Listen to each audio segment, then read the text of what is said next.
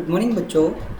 Today we will study from the passing of Arthur, Alfred Lord Tennyson, written by Alfred Lord Tennyson. ये जो poem है हमारी the passing of Arthur.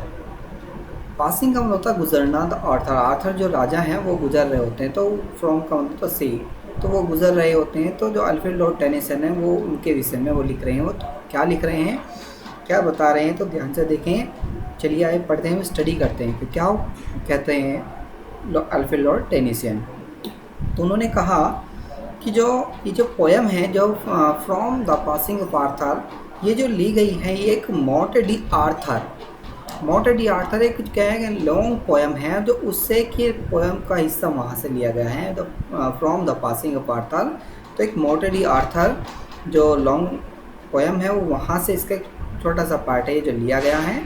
और इसमें जो Alfred Lord Tennyson है वो बता रहे होते हैं, वो उसमें बता रहे हैं कि ये जो एक क्या होता है कि कहाँ से लिया गया है. एक प्रथा होती है, एक जो knighthood of the round table, तो एक प्रथा है. तो वहाँ का एक उन्होंने एक प्रथा का निर्माण किया था कि जिसमें जो अमीर लोग थे वो गरीबों पर अत्याचार करते थे. और तो वहाँ से उस प्रथा को हटाने का उन्होंने निर्णय लिया था. जो बता रहे हैं जो आर्थर है, जो राजा आर्थर हैं, तो उन्होंने ये कहा था कि भाई उनको वहाँ से उनके प्रति जो है मतलब सहानुभूति दिखाई जाए और उनको ये सारी चीज़ें कराई जाए. तो उन्होंने ऐसा बताया था. द आर्थर जो थे चाहते थे कि वो इन सारी दास्ताओं के बंधनों से जो जनता है वो मुक्त हो जाए, हर तरह से कोई किसी भी प्रकार की उन्हें दिक्कतें ना आए. तो ऐसा उन्होंने कहा. और एक उनका एक वीर योद्धा होता है जिनका नाम होता है बेडीवर. तो बेडीवर उनका नाम है, जो एक वीर योद्धा है जो उनकी हमेशा वो सहायता करते हैं. वो बहुत ज़्यादा वीर योद्धा हैं, तो उन्होंने बताया है. तो आगे जो वो उन पर ज़्यादा विश्वास भी करते हैं. तो वो क्या कहते हैं, तो of the passing of Arthur. चलिए हम आपको थोड़ा सा अबाउट द आप सीधा पोएम के बारे में हम लेकर के चलते हैं. अल्फ्रेड लॉर्ड टेनिसन के बारे में आपको पता है इनका जन्म कब हुआ था. इनका जन्म 1809 में, मतलब 1809 में उनका जन्म हुआ था. और 1892 में उनका देहांत हो गया था, मीन डेथ हो गई थी. तो चलिए इसको देखते हैं ज़्यादा टाइम वेस्ट ना करते हुए, क्योंकि थोड़ा समय भी कम होता है. तो इसलिए हम लोग आपको पहले से ही तो बता देते हैं कि जो उस समय क्या होता है कि जिस समय अबाउट द पोएम के बारे में पहले बता रहे हैं, ध्यान से सुनेंगे आप लोग. तो the last poem of the idols of the Kings opens with Sir Bedivere, the last of the knights of the round the table, who narrated the last of the moment he had with King Arthur. तो देखिए जो about the poem जो बताई है poem के बारे में कि द लास्ट का मतलब होता अंतिम, पोएम का मतलब होता कविता. तो अंतिम जो कविता थी उनकी the idols of the king, जो उनकी अंतिम कविता है the idols of the king. Opens with, open का मतलब खोलती है विद सर बेडीवर्स. ओपन का मतलब खोलना विद सर बेडीवर्स को खोलती है. तो उसमें बताते हैं कि the last of the knights of the round the table. देखिए जो अभी आपको हम बता रहे थे जो एक प्रथा है जो ली गई थी, the last of the knights जो अंतिम योद्धा of the round table. Round table का जो अंतिम योद्धा है तो उसकी बात करें तो हु नरेटेड, हु का मीन्स होता है जो, और नरेटेड का मीन्स होता है जो बयां करता है. तो जो इस बात को क्या कर रहा है वो बयां कर रहा है, वो बताता है. द लास्ट का मतलब होता है अंतिम, क्या बताता है कि जो लास्ट का मतलब होता है अंतिम ऑफ द मोमेंट, उन अंतिम क्षणों के बारे में वो बता रहे हैं. ध्यान से सुने. फिर कह रहे हैं कि last poem of the idyll of the king, अंतिम कविता उसकी जो आइडल ऑफ द किंग्स, जो किंग की है, आइडल ऑफ द किंग जो है उसकी तो अंतिम कविता है. ओपन विद, ओपन का मतलब शुरुआत होती है विद सर बेडीवर से होती है, और last of the knights of round the table, और जो उनका अंतिम जो योद्धा है द राउंड द टेबल. तो जो हु मीन्स जो नरेटेड का मतलब क्या होता है, जो बयां करता है. द लास्ट द मोमेंट, उन अंतिम क्षणों को जो है लास्ट जो बेडीवर है वो उनको योद्धा जो है वो बयां करता है, बताता है कि he had with king Arthur, कि ही मिस वह हैड का मतलब रखता है, विद मतलब साथ में, किंग आर्थर, वो किंग आर्थर को अपने साथ में रखता है, क्योंकि वो बात कर रहा है कि उस समय, उस अंतिम क्षणों की वो बात कर रहा है कि जिस समय जब वो युद्ध हो रहा होता है, तो उस युद्ध में वो अंत में क्या करता है, वो अपने राजा आर्थर राजा को अपने साथ में रखता है जो बेडीवर है। और sir Bedivere recall the last battle. अब सर जो बेडीवर है तो वो रिकॉल करते हैं, रिकॉल का मतलब होता है याद करते हैं, द लास्ट का मतलब होता है अंतिम, और बैटल का मतलब होता है युद्ध को। अब वो अंतिम युद्ध को क्या करते हैं, वो याद करते हैं। तो उन्होंने कहा दे हैड विच, जो उन्होंने सब ये किया, तो उसको वो क्या करते हैं, वो याद करते हैं। और उसने ये भी कहा हैड विच हैपेंड, कि जो भी कुछ हुआ है at the cost of the lions में, कि जो कुछ भी उस लियोन्स में हुआ है, तो उस की वो बात कर रहे हैं, मतलब उसी देश में, उसी बंदरगाह में, एक बंदर उसी बात कर रहा है, उसी देश में बंदरगाह से बंदरगाह तक जाने के लिए जो एक मार्ग होता है, जो उस तरह की वो बात कर रहा हूँ। तो कोस्ट का मीन्स यहाँ पर हमारा उस तट से है, क्या मीन्स है हमारा उसका तट, तो उस तट की वो बात बता रहे हैं। तो उसमें कहा उस तट की ओर वो जा रहे होते हैं, तो उस समय क्या हो रहा होता है, तो उस समय बता रहे हैं। तो टू वर्ड्स का मतलब होता है की ओर, the end of the battle. अब उस युद्ध के अंत में, तो अंत की ओर उस समय क्या होता है, जब वो जा रहे होते हैं उस तट की ओर, टुवर्ड्स द एंड की ओर, अंत में ऑफ द बैटल, युद्ध के अंत में वो बात कर रहे हैं।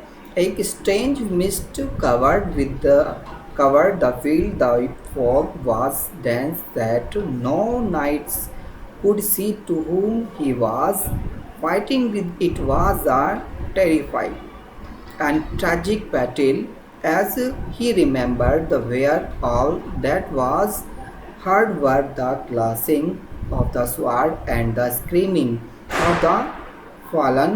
The mist eventually rose and revealed the three remaining knights in the battle. King Arthur asked Bedivere to take his sword, the legendary or Excalibur, and throw it in the lake. Knight King Arthur threatened to kill the Bedivere with the sword if he would not follow his order. The knights quickly obeyed. They threw the sword in the lake. The Bedivere saw the three queens brought King Arthur in the barge or a boat, and they were set to sail the Avalon. Bedivere bade goodbye to King Arthur, and he believed that the three queens would heal the Night King's wounds, and that one day King Arthur would return to the rule once more the great Isle of Britain. देखिए क्या कहते हैं, जब उस समय वो towards की उसकी ओर जो उसे लेकर के जा रहे होते हैं, towards the end of the battle, युद्ध के अंतिम की बात कर रहे हैं, तो एक क्या होता है कि स्ट्रेंज मतलब एक विचित्र, और मिस्ट आता है, मिस्ट का मिस होता है धुंध, एक विचित्र धुंध आती है जो कवर कर देती है, कवर का मतलब होता है ढक देती है, द फील्ड मैदान को, पूरे मैदान को क्या कर देती है, ढक देती है। आपने देखा होगा जब कोहरा पड़ता है तो कोहरा क्या करता है, पूरे मैदान को ढक देता है, कुछ नहीं दिखाई देता। तो उसने कहा था फॉग वाज सो डेंस, अब कोहरा बहुत ज़्यादा अधिक हो चुका था, बहुत ज़्यादा अधिक हो गया था, दैट नो नाइट्स, कि कोई भी योद्धा नहीं, कुड सी, अब कोई भी योद्धा नहीं देख सकता था, टू होम, किसी को भी ये बात कर रहा, to whom he was fighting with, जो एक दूसरे के साथ लड़ सके, तो कोई भी योद्धा एक दूसरे को नहीं देख सकता था। तो उस समय इतना कोहरा वहाँ पर हो चुका था। तो इट वाज अ टेरिफाइक, उस समय क्या था, टेरिफाइक का मीन्स होता है भयानक, एंड विद ट्रैजिक, ट्रैजिक का मतलब दुखद या दुख होता है।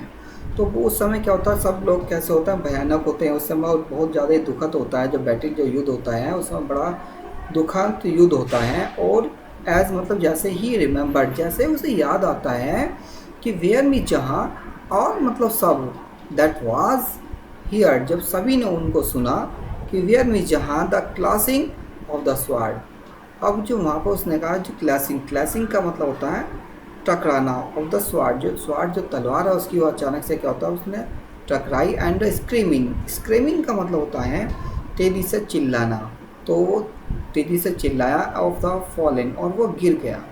तो द मिस्ट मतलब होता है जो धुंध थी, तो इवन इवेंचुअली का मतलब तो अंत में, तो उसने निकाला, रोज का मतलब निकला, एंड रिवेलिड का मतलब होता है हमारा प्रकट होना है, ये टकराना। और द थ्री रिमेनिंग, तो थ्री रिमेनिंग द नाइट्स, और तीन योद्धाएं, नाइट्स का मतलब होता है योद्धा, तो उसकी बात कर रहे हैं। तो तीन जो बचे योद्धा थे इन द बैटल, और युद्ध में केवल तीन योद्धा बचे थे। किंग आर्थर आस्क बेडीवर, अब किंग आर्थर जो है वो बेडीवर से पूछते हैं टू टेक दिस स्वॉर्ड, कि अपनी इस तलवार को ले लो। तो लेजेंडरी एक्सकालिबर, तो लेजेंडरी का मतलब तो जो प्रसिद्ध हमारे एक्सकालिबर हैं, तो एंड थ्रो इट, उसको फेंक देते हैं इन द लेक, उसको लेक में फेंक देते हैं। और उसमें किंग आर्थर जो हैं वो थ्रेटन करते हैं। अब किंग आर्थर क्या करते हैं, उसको थ्रेटन मतलब तो धमकी देते हैं टू किल द बेडीवर, कि बेडीवर को मारने के लिए, विद द स्वॉर्ड, तलवार के साथ में। तो इफ मिस यदि ही वुड नॉट फॉलो, यदि वो ऐसा नहीं करेंगे, तो हिज ऑर्डर, ये उसका ऑर्डर है। तो उसने कहा द नाइट्स क्विकली, तो जो नाइट्स हैं, जो योद्धा हैं, क्विकली बड़ी जल्दी के साथ में उसकी आज्ञा मानते हैं। थ्रू द स्वॉर्ड, तलवार को मार दे, फेंक, मतलब थ्रू का मतलब फेंक देते हैं, द स्वॉर्ड तलवार को इन द लेक, झील में। तो बेडीवर्स क्या करते हैं, जो बेडीवर्स है उसने मतलब तो देखा द थ्री क्वींस, उसने तीन रानियों को देखा, ब्रॉड का मतलब लाते हुए द किंग आर्थर को, तो इन द बर्ग, ये जो बर्जी का मिस होता है हमारा बजरा के जो नाव बोलते हैं, तो नाव में उसने उड़ाते हुए तीन रानियों को देखा। तो उसने और या बोट, उस नाव को हम लोग बजरा कह दो या बोट कह लो, दोनों हमारे मीनिंग सेम है। तो उसने कहा and we saw they were set, और वो सेट हो गए टू सेल, और उनको सेल कर दिया टू एवलोन में, उस नाव की ओर उन्हें आगे को भेज दिया कि आप चले जाओ। तो बेडीवर्स द बेड गुड बाय, तो जो बेडीवर है उनसे गुड बाय कहता है, मीन्स अलविदा लेता है टू किंग आर्थर, राजा आर्थर से वो अलविदा लेता है, कहता है कि बाय बाय, टाटा, अलविदा, फिर मिलेंगे।